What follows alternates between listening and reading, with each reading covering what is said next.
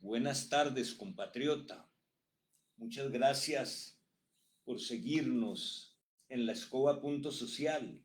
Lo invito con mucho respeto y aprecio a visitar nuestro sitio web en www.laescoba.social. El honor es un derecho humano.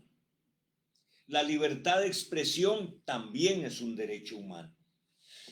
Cuando se da un desequilibrio entre la libertad de expresión por su uso abusivo frente al honor de cualquier habitante, de cualquier persona, prevalece el honor.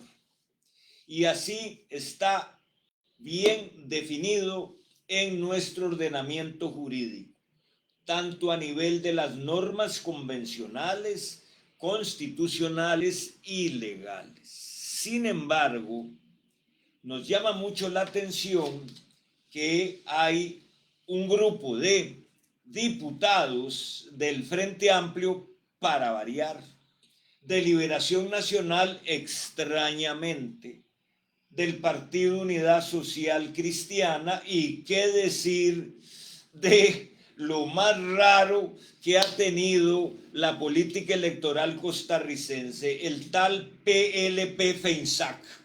Esos son capaces de disparar para cualquier lado, más o menos como un anuncio de una venta de carros que se acuerda, como decía, PLP, no lo use, maltrátelo. Pero bueno, vamos al punto, compatriotas. Está en peligro su derecho humano al honor. Estos partidos tienen dos proyectos de ley para acabar con la protección jurídico-penal del honor.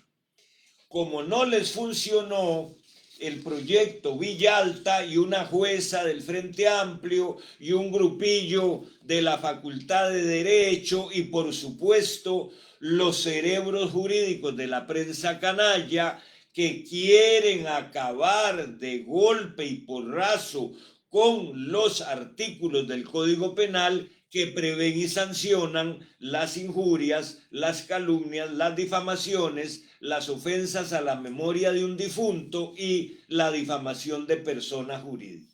Vamos por partes. Debemos dejar claro que nuestro ordenamiento jurídico ha definido desde hace decenios cuáles son las conductas lesivas, injustas y sancionables cuando se vulnera el derecho humano honor. Hay un antecedente histórico, digamos que muy interesante, y se da en 1883. El Colegio de Abogados tenía 2 años de fundado y su primer presidente, un abogado, obviamente, expresidente de la Corte Suprema de Justicia, don Eusebio Figueroa, reta duelo a don León Fernández, que también era abogado y director de los archivos nacionales. Aquí es donde usted ve que cuando se da una mezcla entre un archivista y un abogado, pasan cosas que algún día vamos a analizar con cuidado. Pero ¿qué pasó el 9 de agosto de 1883? Apareció una volante, una hoja suelta titulada La alquimia moderna. Era un anónimo cargado de diatribas, epítetos injuriosos y alusiones difamatorias, puro el partido Rémora, contra el doctor Eusebio Figueroa Oriamuno. Y el que escribió eso firmó con el seudónimo de Un Azota Ogros. ¿Se acuerdan cuando éramos niños que nos contaban los cuentos de los ogros, aquellos gigantes malos que comían chiquitos, etcétera, etcétera? Recuerde que hay un ogro chiquitillo y peligroso que usa los colores amarillo y negro, pero eso es otra clase de ogro. Entonces don Eusebio se cabrió y le mandó un padrino a don León ahí a su oficina del Archivo Nacional y lo retaron a duelo, porque sentía que su honor había sido vulnerado. Entonces, ahí no era esperar si la querella era admisible y si le daban trámite y se retractaba. No, no, no, no. Don León aceptó el reto, nombró otro padrino y convinieron de verse 2 días después de que apareció la volante, el 11 de agosto de 1883, ahí en una finca muy cerca de la Sabana, para ser exactos, frente a donde están ahora, sin hacer propaganda, las oficinas de una cablera, diagonal a la esquina noreste de la Sabana. Se batieron y murió don Eusebio Figueroa. En ese tiempo, la defensa del honor era a pistola. Hoy día, la defensa del honor es en los estrados judiciales.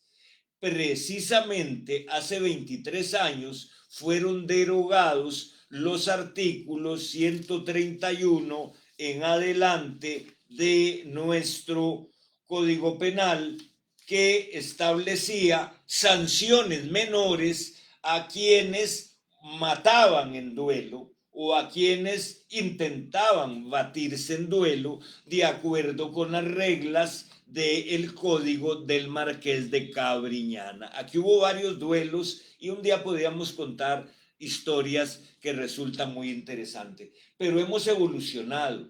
Pasamos de defender el honor a finales del siglo XIX a balazos a defenderlo en los estrados judiciales. Y es pocos años después, quizá unos 10 años, empezando el siglo XX, que se promulga la ley de imprenta, que después es reformada en los años 40 y establece los delitos de imprenta. Vea qué curioso, recuerde que en 1883 esa volante se hacía en una imprenta y se distribuía en la ciudad de San José, chiquitica por supuesto en aquel tiempo, pero la volante esa era picosa y ponía cabreadísimos a quienes les publicaban una cosa de este tipo. Bueno, esa ley de imprenta lo que buscaba era establecer consecuencias para los dueños de los periódicos y de las imprentas cuando quebrantaban el honor. Los años pasaron, el derecho penal nuestro evolucionó desde el Código de Carrillo hasta el Código Penal actual, donde se establecía, como dije antes, el delito de duelo, que hace 23 años fue derogado, y los delitos contra el honor, que están vigentes desde 1971 y que la prensa canalla, especialmente La Nación, quiere quitarlos. Y lo han intentado de muchas maneras, yendo a la Corte Interamericana de Derechos Humanos y buscando sapos en cuestemoras para que les hagan los proyectos. Mire qué interesante que es, porque hoy día el efecto de un medio de comunicación con internet o con aquella gran imprenta como la anterior que tenían, con la que defraudaron 2 veces al fisco, el ámbito de la dañosidad contra la reputación es inmenso.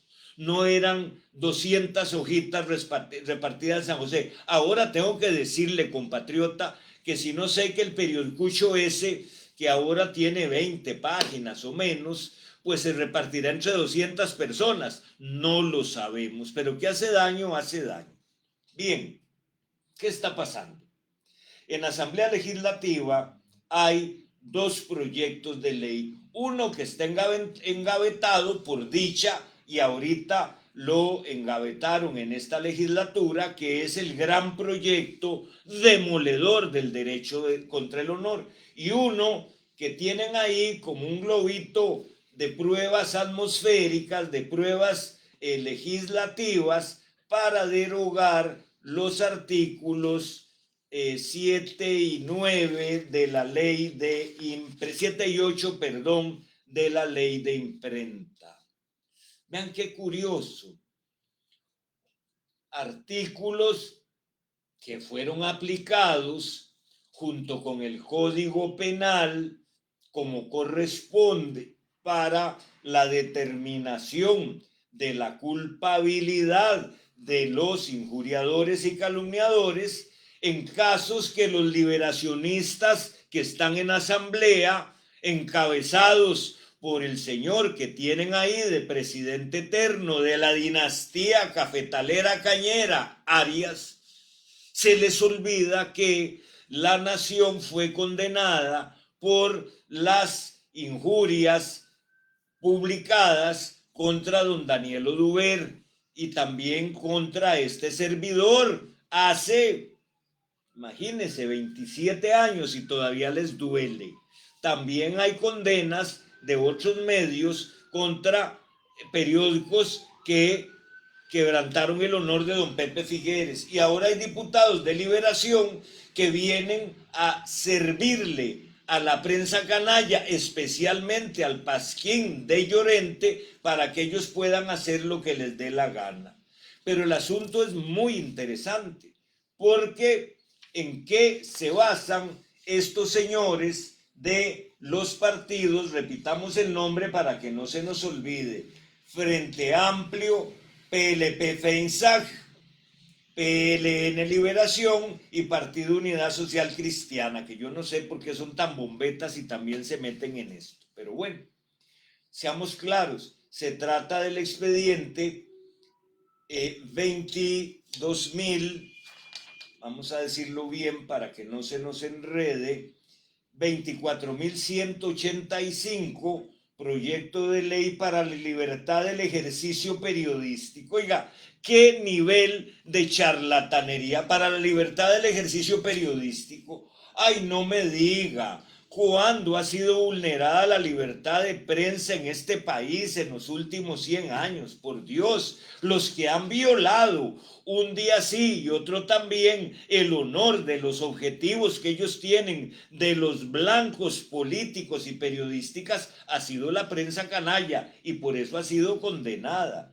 Y el otro expediente, que es el más peligroso, es el 22.406, que pretende convertir los delitos contra el honor en faltas civiles a través de un procedimiento civil absurdo que no sirve para eso, y que ya uno de los señores magistrados de la sala civil les dio una raspada soberana, porque no se podría discutir un tema como el honor de las personas en un juicio sumario que no tiene como resultado final un fallo con la calidad de cosa juzgada material. O sea, qué estupidez legislativa la que propone la prensa canalla y el ranario servil de Cuesta de Moras.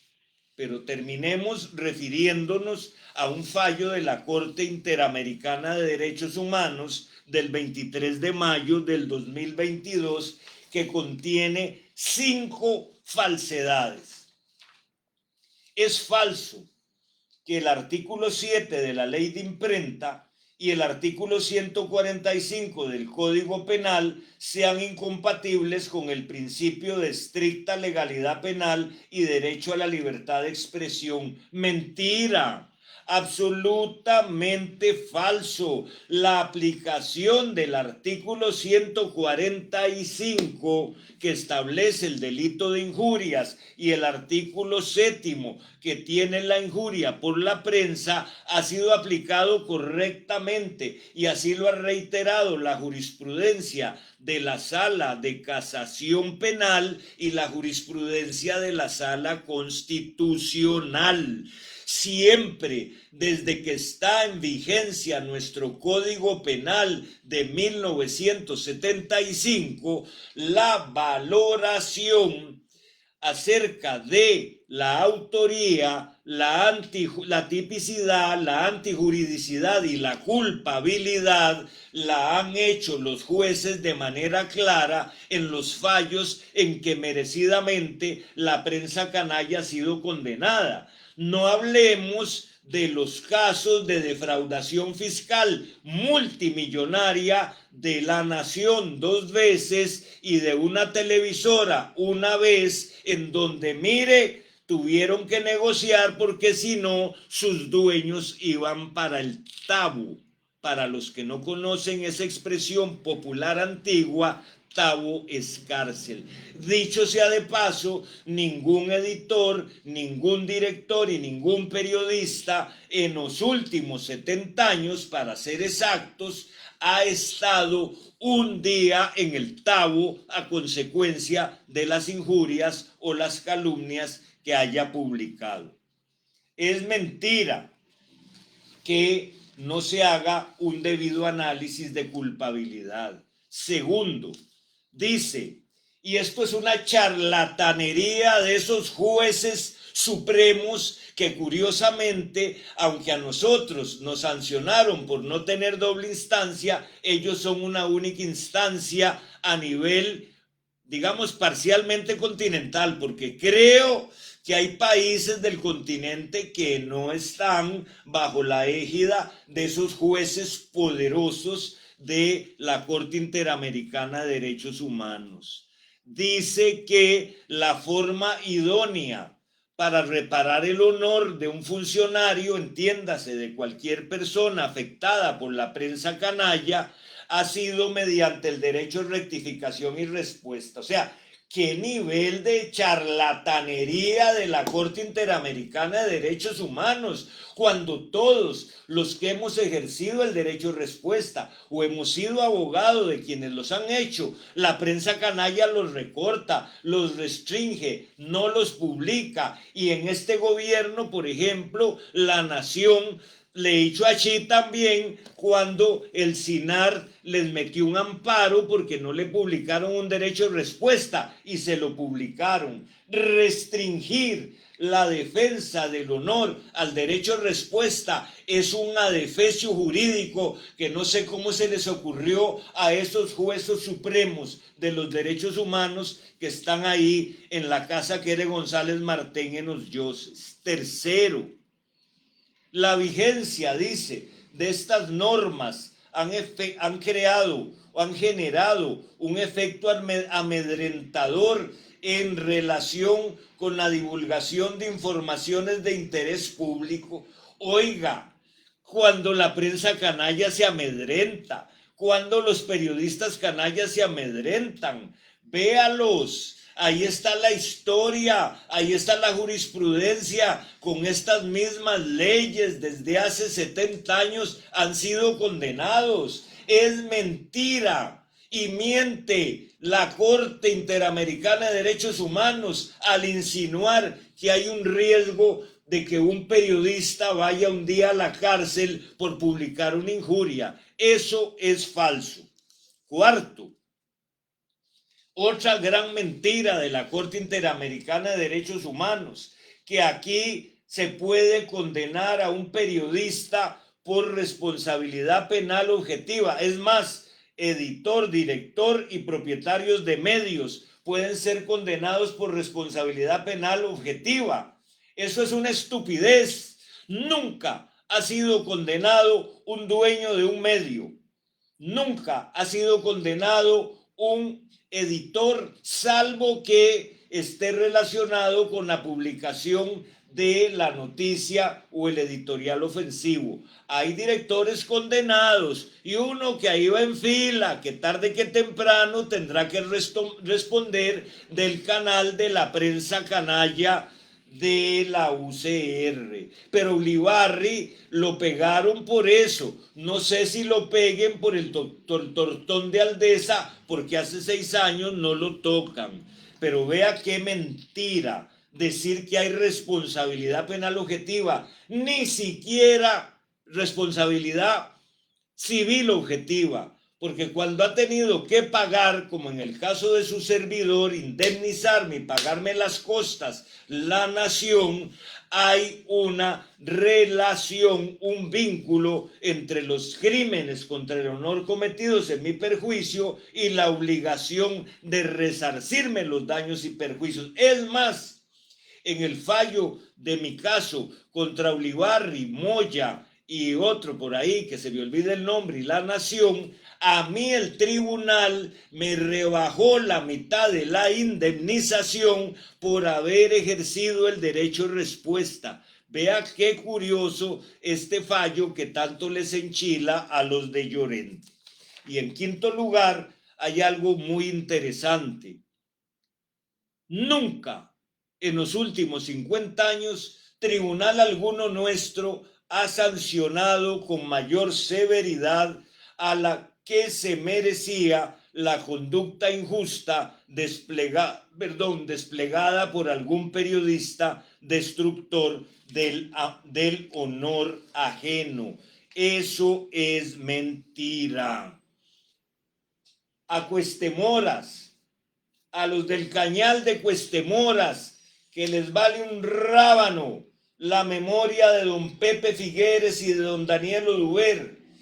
Lean, revisen, dejen de ser tan sapos de la prensa canalla, pero recuerden que para desaparecer el derecho humano, honor del ordenamiento jurídico, ustedes van a tener la respuesta contundente de la sociedad civil costarricense, porque no vamos a permitir que ustedes, serviles de la prensa canalla, le abran el portón a las fieras injuriadoras y difamadoras en el coliseo mediático del desprestigio, y así dejarlos destrozar a placer la fama de sus enemigos y de sus blancos periodistas. El honor es un derecho humano que prevalece sobre la libertad de expresión y debe brillar sobre los abusos de la libertad de expresión. No vamos a dejar que ustedes le abran el portón del coliseo del desprestigio a las fieras difamadoras e injuriadoras de la prensa canalla. Buenas tardes, compatriotas.